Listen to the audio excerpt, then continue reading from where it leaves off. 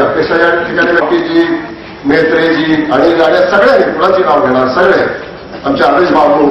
आमचे पठाण साहेबांनी आता खूप छान स्वागत केलं आणि इथं असणाऱ्या सर्व दिसलेताई आणि इतर या सर्वांचे मी मनापासून आभार मानतो की खूप चांगली सभा या ठिकाणी आली की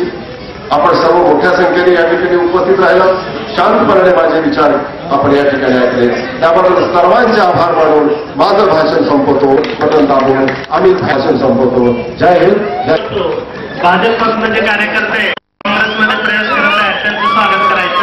बाळू मधले